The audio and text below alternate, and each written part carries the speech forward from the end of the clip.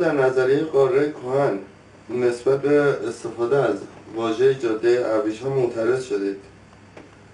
چرا؟ جاده ابریشم یک واژه توی ادبیات و فرهنگ ایران 50-60 ساله است. آفرینش این واژه هم مربوط به 300 سال پیشه، اینجور که خودشون میگن، و اینکه یک در واقع آلمانی این اسم رو برای اولین بار بر این جاده گذاشته. در صورتی که این جاده بیش از 7000 سال قدمت، بیش از 7000 سال، و اولین کسانی هم که در واقع پایه‌گذار این جاده بودن ایرانی ها بودن. این راه ایران هست که از ایران به طرف شرق و غرب کشیده شد و یک زمانی در همین راه چاپارها هم حرکت می‌کردن، نامه‌رسانی می‌کردن و بعد انتقال اندیشه‌ها و فرهنگ‌ها بود. یعنی در واقع ما این راه رو ساختیم که برای اینکه بتوانیم محصولات اقتصادی خودمون و اندیشه خودمون و فرهنگ خودمون رو به شرق و غرب منتقل کنیم.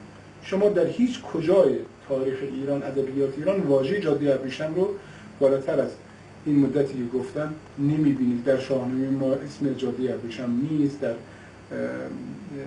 نوشته‌های سعدی نیست، در صحبت‌هایی که در تاریخ‌های مختلف ما نیست. اصلا این وجود خارجی نداره. این چیزی هستش که امروز چین ازش داره بهره برداری میکنه برای اینکه بگوید ما فرهنگ چین رو از چین تا اسپانیا بردیم با جاده‌ای که ساختیم و به نام جاده ابریشم. یعنی چه؟ یعنی استفاده کردن از نام جاده ایران به نام جاده.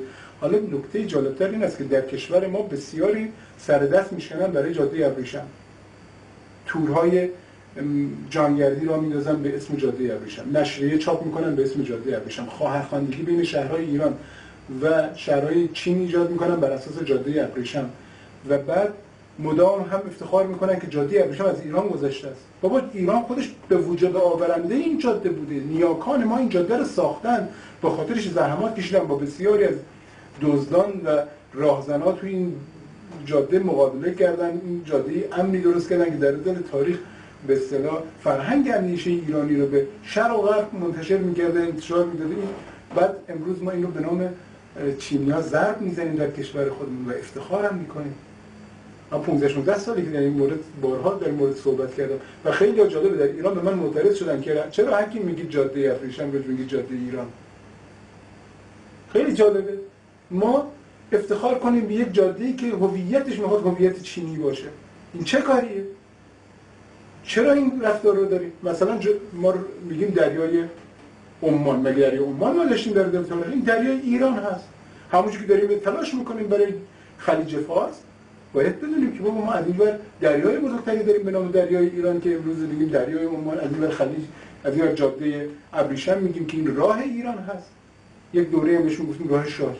اما این واقعا هستش که اینو ما سنگچین کردیمش از خدمت شما شد حکمتانه همین همدان خودمون به طرف شرق و غرب و بعدی دوری اینو وصلش کردیم به شوش و خدمت شما رسیدم که ما باید از داشته‌های ملی خودمون نگهبانی کنیم و در این حال اولاد معتقد هست که ما چنین تاریخی داشتیم، اما باید بگوییم که ما بزرگتر از این خلق میکنیم.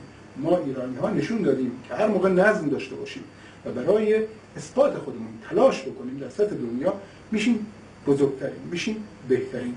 فقط چیزی که هست باید از نیاکان خودمون بیاموزیم که راه‌های بزرگ ایجاد کردن. پس ما هم میتوانیم کارهای بزرگ بکنیم و ایران خودمون رو برگردونیم به اون دوره اقتدار خودش. امروز بسیار قوی هستیم، اما باید هم بیش از این قوی بشویم. درود بر شما. سپاس.